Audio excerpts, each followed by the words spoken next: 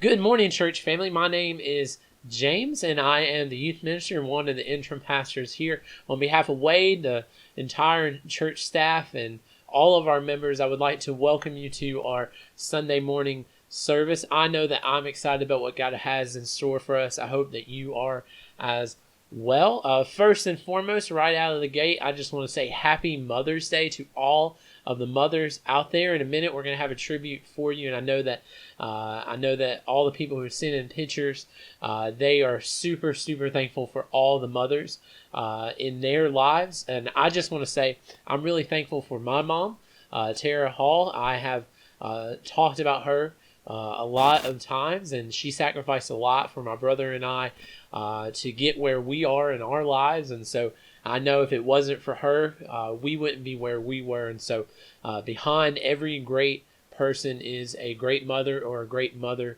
figure. I know that I've had plenty of mother-like figures in my life. Every church that I've been to, I've had women who kind of stepped into that role for me. And so I'm not even going to try to name them all because I know that I would leave people off. So I just want to say thank you to all of them.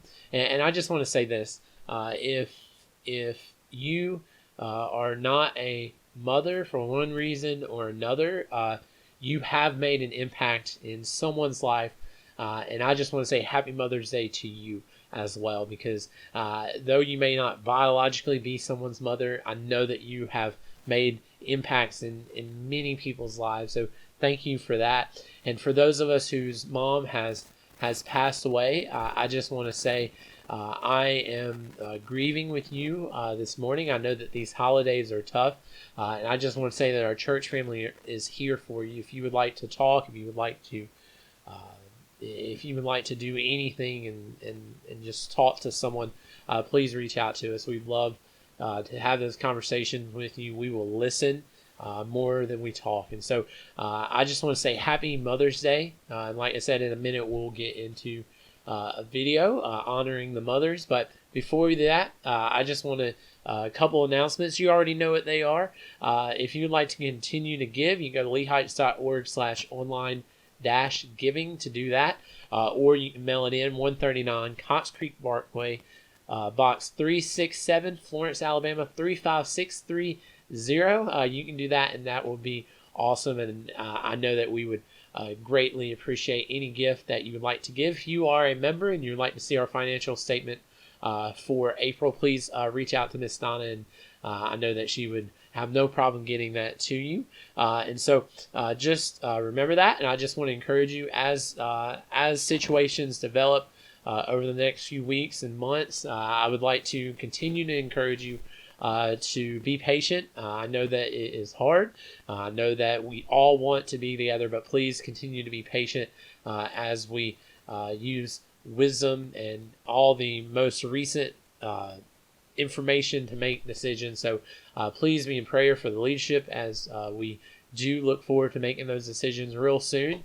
I am hopeful and I'm excited about the potential coming up, but continue to be praying for wisdom and all those things for us. So here is what the rest of this morning is going to look like. In a moment, we're going to have a video honoring our mothers. It's going to be more or less a slideshow, but we're going to have a montage of pictures of moms and their kids, and it's going to be awesome, and I'm excited for it. And so as you're watching this, just send praise to the Lord. Go to the Lord in prayer and send praise to Him for all the mothers and all the mother-type figures that have been involved in your life, and being praying for those of us who have had mothers pass away and who are with the Lord now, and be in prayer for those who have lost their mothers. And so with that being said, after that, we're going to have a time of worship. Once again, the Wrights are going to lead us this week, and then we'll have the little sermon intro, and then we'll have the sermon, and I know that God's going to really bless that. So thank you again for joining us, and I'll see you in one moment.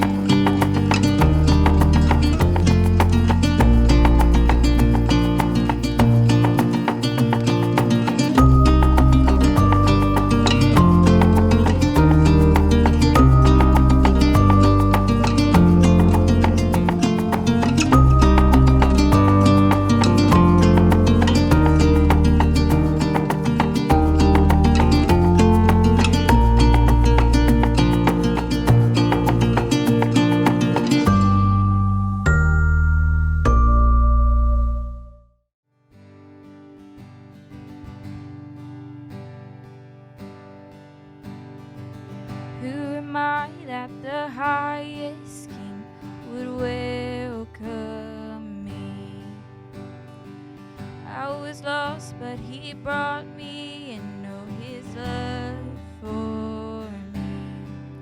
Oh, his love for me. Who the Son sets free, oh, is free indeed. I'm a child of God, yes I am. Free at last, he has ransomed me, his grace runs deep. While I was a slave to sin, Jesus died for me. Yes, he died for me. Who the Son sets free, oh, is free indeed. I'm a child of God, yes I am. In my Father's house, there's a place for me. I'm a child of God, yes I am. I am chosen, not forsaken. I am who you say I am. I am chosen, not forsaken. I am who you say I am. You are for me, not against me. I am who you say I am. Yes, I am who you say I am. Who the Son sets free, oh, is free indeed. I'm a child of God, yes I am. In my Father's house, there's a place for me. I'm a child of God, yes I am.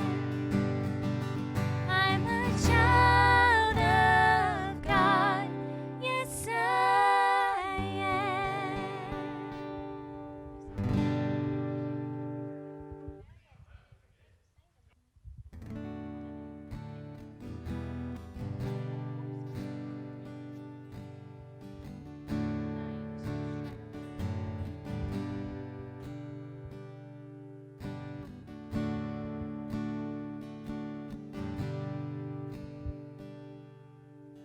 How deep the Father's love for us, how vast beyond all measure, that he should give his only Son to make a wretch his treasure. How great the pain of searing loss, the Father turns his face away, as wounds which mar the chosen one bring many sons to glory.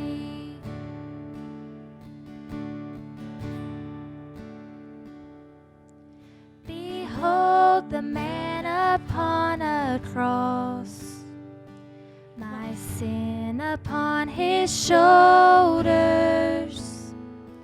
Ashamed, I hear my mocking voice call out among the scoffers. It was my sin that held him there until it was accomplished. His dying breath has bought me life. I know that it is finished.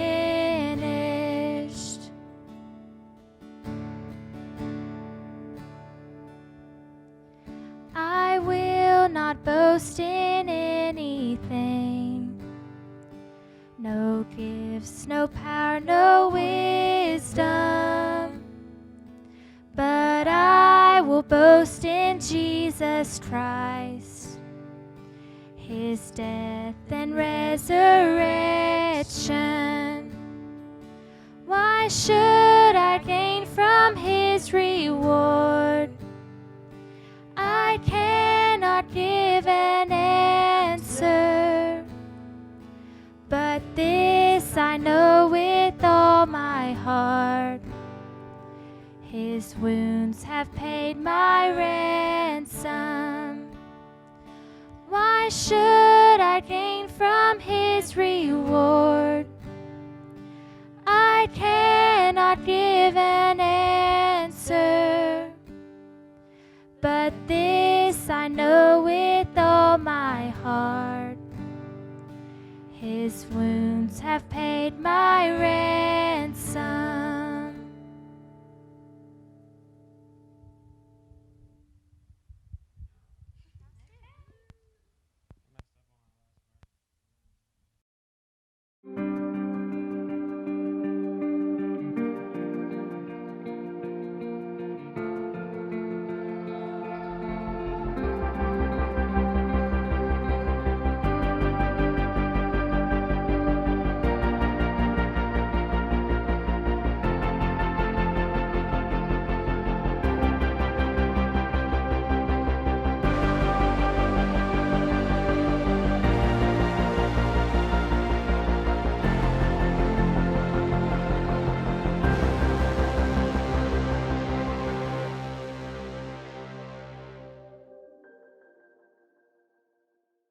So let's go ahead and turn to Matthew chapter 5. Matthew chapter 5. Today we're going to be in verses 38 through 42.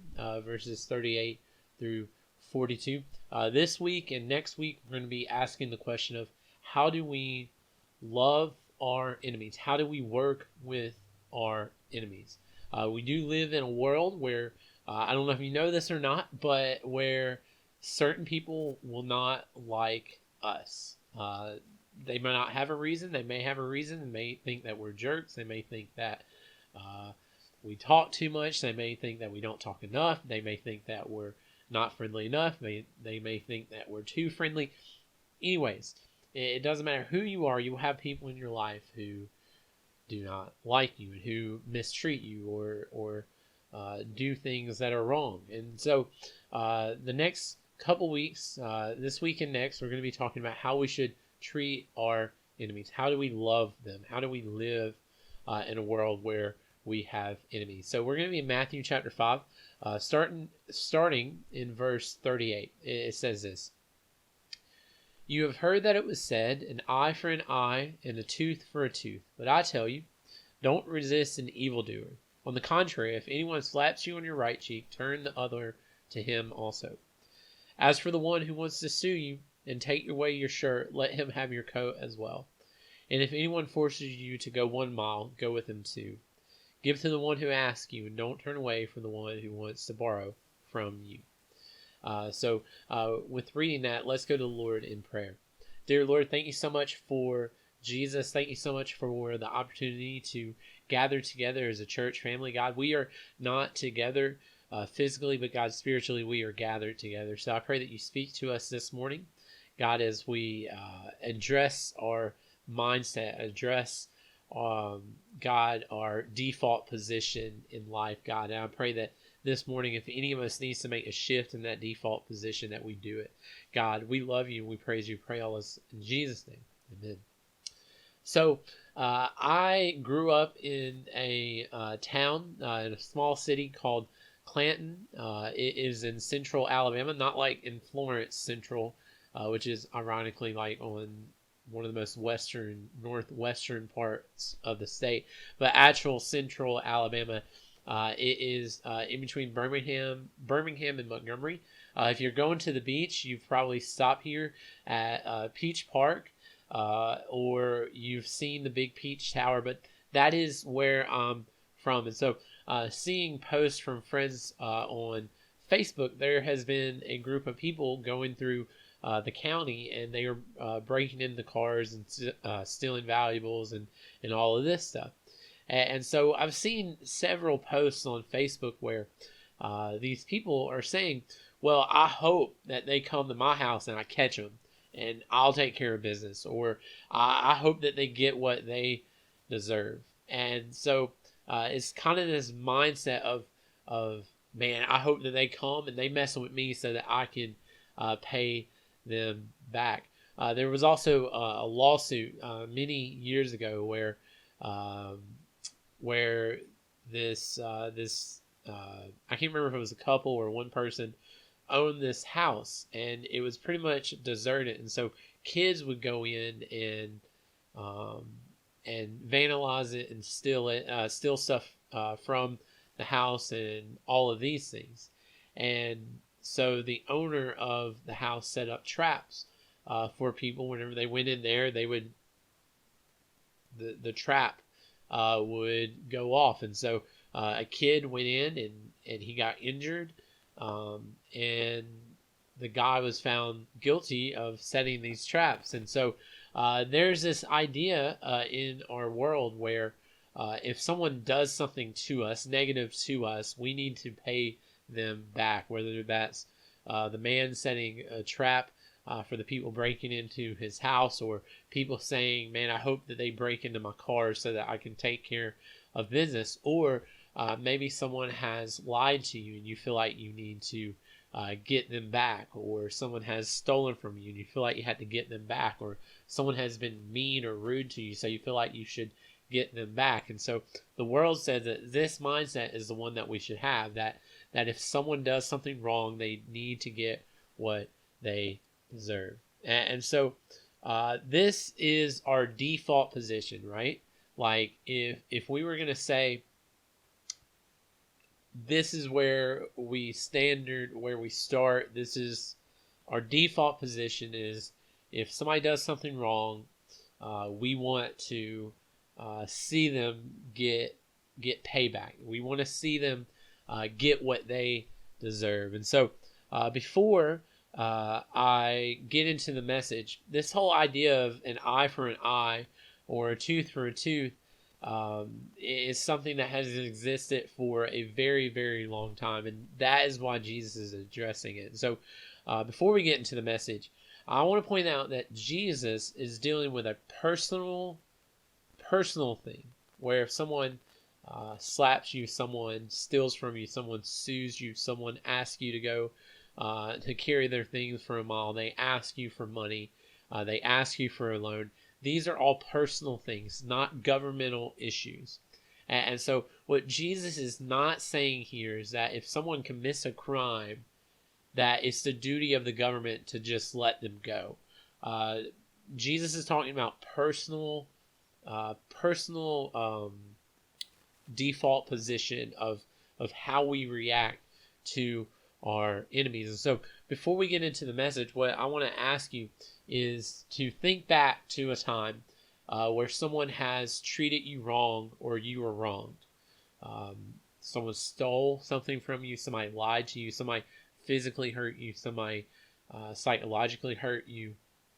Think back to that. Think about how you felt. Think about the environment that was around you. Think about the emotions that you were going through. Think about how you reacted to that. Think about how you felt towards that person. What position were you in? Were you in a position of anger and position of anger or frustration? Did you want to get them back? Did you want to see harm come to them? What was your default position? And for most of us, I would say our default position is that of anger or frustration, or wanting to get payback or vengeance. And so what we're going to see this morning is that Jesus isn't dealing with like governmental issues of like someone committing a crime, but he's dealing with personal issues where someone does something negative towards us, and how do we react to that? And so like I said, I would say for most of us, our default position is one of anger or frustration or wanting to see payback. But what we're going to see is that Jesus is calling us to a default position of grace and love. And so if looking back on that time where we felt hurt or harmed by someone, or we felt like they treated us wrong, or they lied to us, they stole something from us. If our default position was anger, frustration, wanting to get payback, that's normal. But where we need to get is a default position of grace and love. And so what we see is we see Jesus use several different examples in this passage. And whenever he does, he is talking about specific things in a specific time. So the first example we have is this idea of turning the other cheek.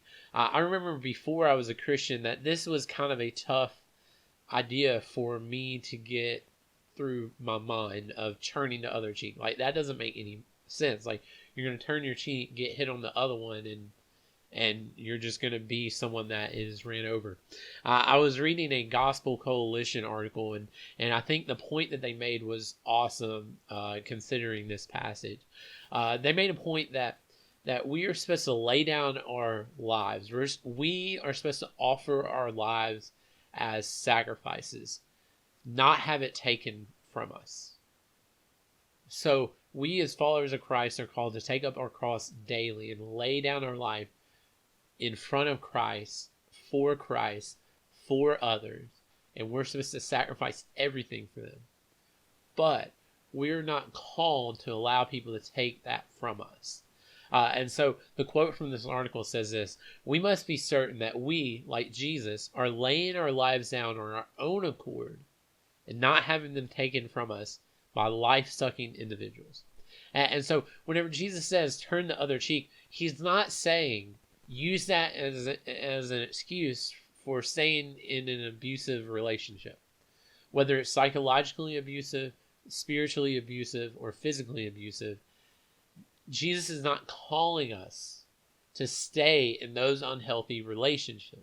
And so if you, or maybe the person you're in a relationship with, is using this verse as an excuse for the abuse that is going on, that is not what Jesus is talking about. This is a message calling us to adjust our default position, where we're no longer angry, frustrated, or seeking vengeance out of default, like straight out of the gate, but we're seeking love, grace, and mercy as the default position.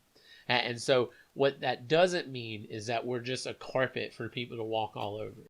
And when he got arrested, Peter drew a sword and cut off the ear of one of the Roman guards. And so Jesus didn't applaud Peter's reaction to him getting arrested. No, he rebuked him and he healed the guard's ear. And so we see Jesus in this moment of intense stress. Like in the Gospel of Luke, it says that he was so stressed that he was sweating blood. And so Jesus was stressed out, and he knew that he was going to this painful death. And even in the face of that, his default position towards his enemies was grace, love, and healing. So we are called to serve people so well, to love them so well, to show them mercy and grace so well, that even when they disrespect us, even when they treat us wrong, we love them.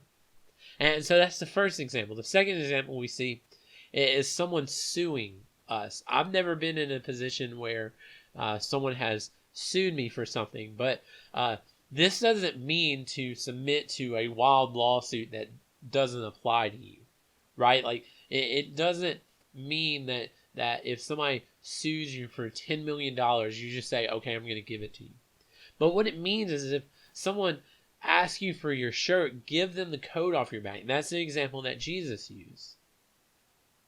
I believe here that Jesus wants us to change our default position from one where we feel like we own and we protect everything that we have, right? Our clothes, our house, our car, our family, and we feel like we have to protect it. And we move from that default position to a default position where we trust God with it.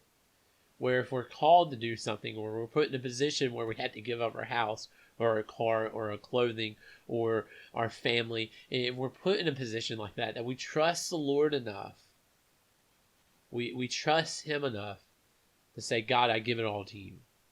And so I think that is what Jesus is saying with the second thing, with this whole idea of somebody sues you for your shirt, give them your coat also, is let's trust God with the things that we have. And so the third thing is this, and I believe it needs more context.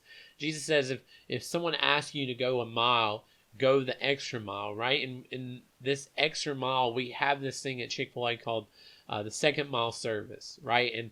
And so the idea is if somebody asks you for something, you're going to go above and beyond what they ask. And the root of this comes from the time of Jesus, obviously, because he was speaking to a Jewish crowd, and they would know exactly what he was talking about. So Jesus lived about 2,000 years ago in Rome, and if ancient Rome was known for some things, right, the different things that they were known for, one of them towards the top of the list would have to be their complex highway systems.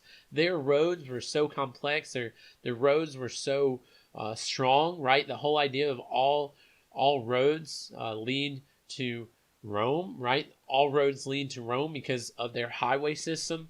And so if you were a Jew and you were walking down a road and a Roman soldier, a Roman guard walks by you, and they were tired and they were carrying this heavy load, and they had a right, if you were a Jew and they were a Roman guard, they had a right to force you to carry their things for a mile. So a mile down that Roman road. So you could be going to the temple, you could be going home, you could be going to lunch, from lunch, it doesn't matter. If they said, hey, carry this a mile, you would be forced to do that. And so what Jesus is saying is, hey, if somebody forces you to go a mile, go the second mile. Do you have to go 2 miles? No. But why do you go 2 miles? Because you're going to love them and you're going to serve them and you're going to go above and beyond anything they ask. And so if they say, hey, can you serve me in this way? Yeah, of course I can serve you in that way. This is what else I can do. And so we need to shift our mindset from this idea of obligation to this idea of service. That we don't just do things because we're obligated to do it. Right? Like, we don't just give our tithes and offerings because we're obligated to do it. We do it because we want to do it out of service. And we don't just love people because, oh, geez, it's what God called us to do, but do we do it because we want to serve them? We don't just do things out of obligation. We do it out of service. So we change from our default position to this new position that God has called us to. And the fourth example really speaks to the idea of giving to others. It says, give to those who are asked. Now, I've had the opportunity to work at a church for going on 6 years, which is crazy. I actually believe it's just over 6 years now. And especially over the past few months, doing the whole interim pastor thing is, you have people that just come up to the church randomly throughout the week. I know Miss Donna has probably seen this way more than me. And so I've had several circumstances where people have come to the church and they ask for money. Now, we have systems in place at our church where we send people places and we try to get them help and we try to assist them in that way, right? We have these systems, we have committees, we have all these things. But to be honest, if somebody comes to the church and they're like, hey, I need $10 for gas, and I have $10, I will give it to them, right? And so if somebody asks for something, if I have it, I'll give it to them. Now, I love to travel as well. I've had the opportunity to go to a lot of large cities. I've been to Toronto, I've been to New York, I've been to Philadelphia, Washington, D.C., Rio de Janeiro, Miami, Atlanta. I've been all over the place, right? And it's been a blessing and it's been great. But one thing, no matter what country you're in, no matter what city you're in, even in Florence, is if you walk down the road, you will see people who do not have homes. They were without homes. And what happens is, if you're walking through Florence and someone asks for money, like, okay, it's easy to say, okay, I'll give you $5. But if you're walking through downtown Chicago or downtown New York, and there's so many people who need help there, there is no way for you to be able to serve every single one of those people. And so once again, Jesus is calling us to change our default position from one to another. And most of us, and I know I'm this way too, is my default position when it comes to giving people money is one of pessimism. I am not someone who just believes every story that I hear, right? I'm very cynical whenever it comes to things like that. And so if someone comes to me and they start giving me a story, my default position is to say, okay, I don't care. Like, let me give you the money and you just go do whatever you're going to do, right? And that's my default position, is this idea of well, I don't really believe you, right? And honestly, the older I get, the more cynical I get, and the more elaborate the story that someone tells, the less I believe them. And so the thing is that I've heard of many people who say, I will not give to the homeless, I will not give to those who ask. And I understand, right? You have to be wise with your money. But here's the thing. God did not call me to just give to those who need it, and who pass through a vetting process, who goes through a committee, who goes through bylaws, who goes through a whole system that our church or another church has set up. Like, God didn't just call me to give to those people, right? To those people who can do all those things. No, He called for my default position to be, if I'm able to give to someone and they ask, I should give.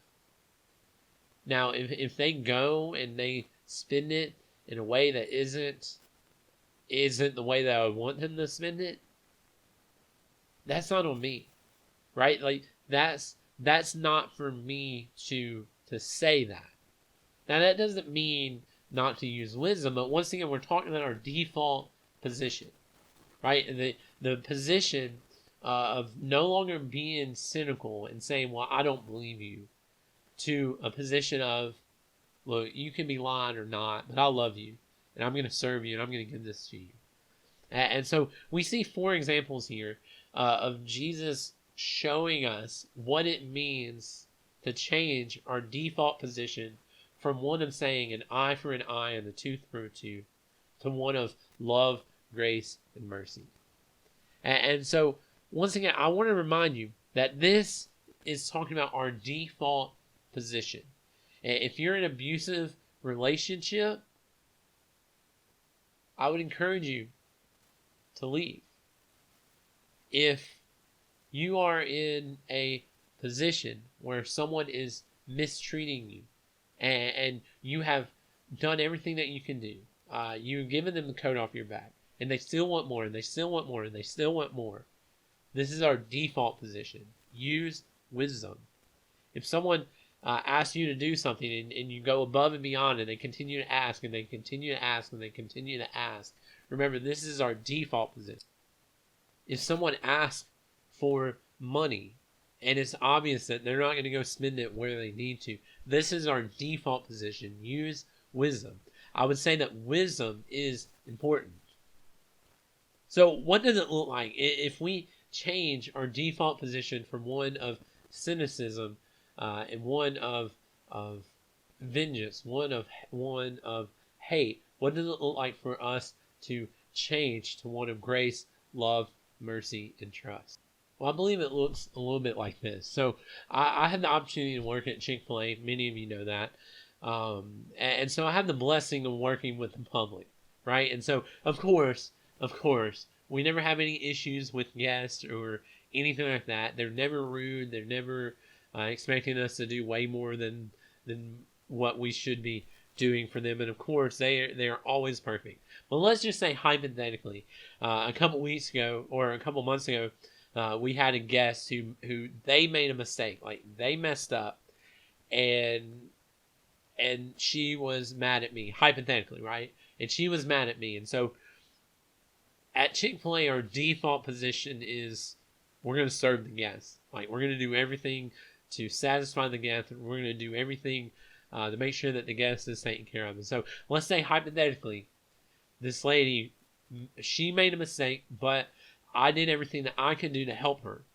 But she was disrespectful and rude to me. And so I tried to love her, right? And hypothetically, it was really hard for me not to give her a piece of my mind and let this lady know how I really felt. Hypothetically, of course. But hypothetically, because I love my job and I love having a testimony, Christian testimony at my job, I decided to express love to her.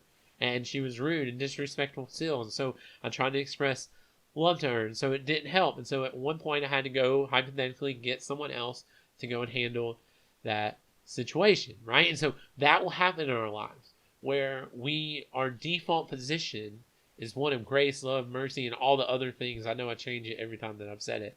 I realize that. It's really inconsistent. But we have this default position of love, grace, mercy, humility, all those things, right? And that's our default position. And people will still not respond well to that. And so that's when we move on. That's when we go to the next step. So I went and got another manager, and they took care of it, hypothetically, of course. But the truth is that I have dozens, and I promise you, I'm not making this up. I have dozens of stories where, real stories, not hypothetically, but real stories where a guest comes in and they're upset. Either we did something wrong, or they're having a bad day, or whatever it is. And I have dozens of stories where the way that I acted or the way that someone acted in our store completely changed their attitude. They came in angry, and by the time they left, they left happy. I cannot tell you the amount of joy that I had a couple months ago where someone was going through a really tough time, and they just wanted chicken nuggets. And I had the opportunity, because of the great company that I work with and the freedom that they give us, I had the opportunity, once they ordered their food, to say, look, this is on us. And the tears of just joy and the little bit of relief that offered her, I'll never forget that. And it was amazing.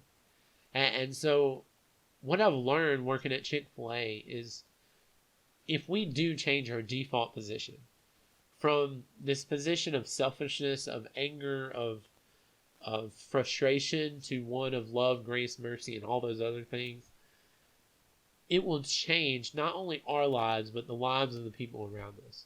Parents, imagine if that's how we approached our kids, right?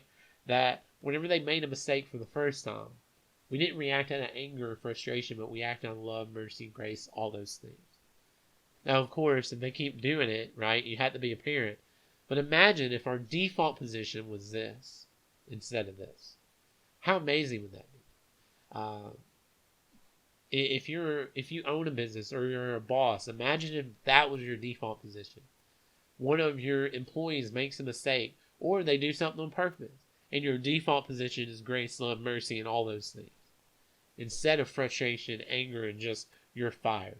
Imagine the difference that would make in our lives. And so there's something to be said about having our default position being grace, love, mercy, patience, all those things.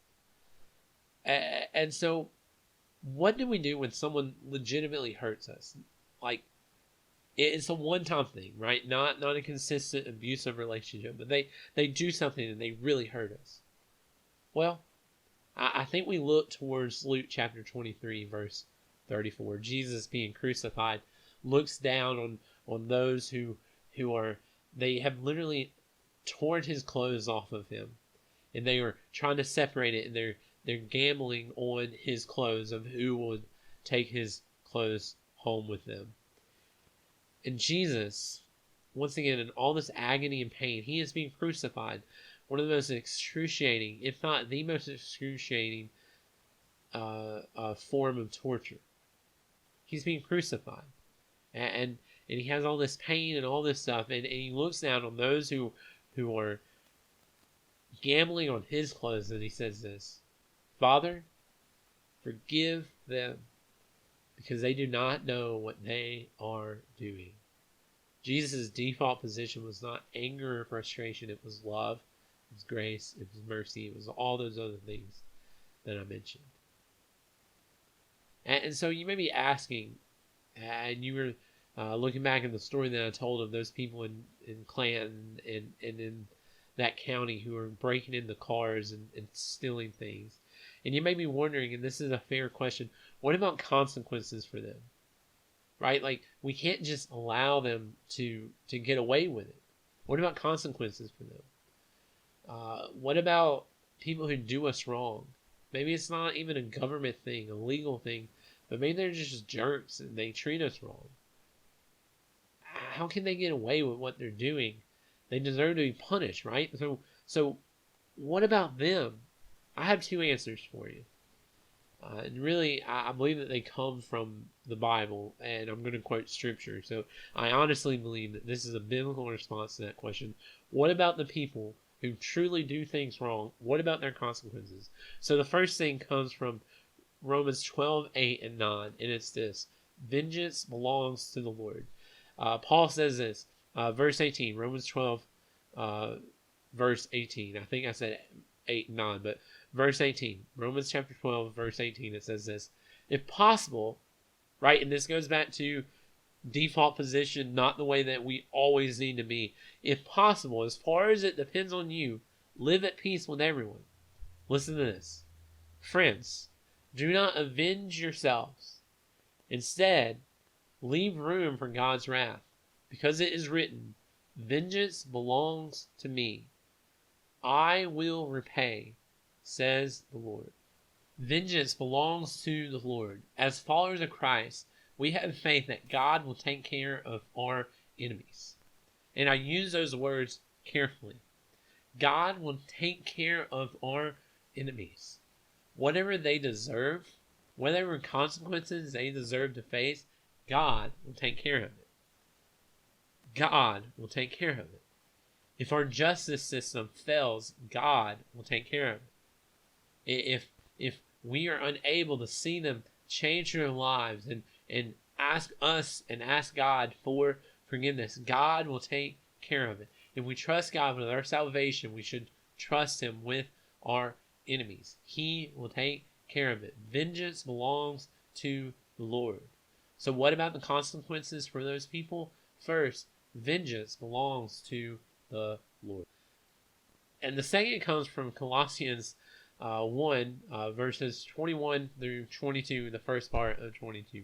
Paul says this: once you were alienated and hostile in your minds as expressed in your evil actions, but now He has reconciled you by His physical body through His death to present you holy, faultless, and blameless before Him. Once you were alienated and hostile in your minds, as expressed through your evil actions, we were once considered enemies of God. We were enemies of God. In the very same way that we consider other people enemies of us, in a very real way, we were enemies of God. We went against everything that He was about, that He is about. We went against Him once. We were enemies of God.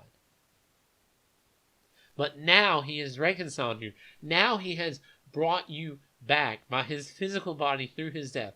So Jesus, through His death, has brought us back to God. Even though we were enemies, He has brought us back as holy, faultless, and blameless before God the Father. Love our enemies. Treat them with respect. Show them grace. Show them mercy. Go the second mile. Give them our coat when they're just asking for our shirt. Turn the other cheek. Give when they ask. Who would ever do that? Who would ever treat their enemies like their closest friend?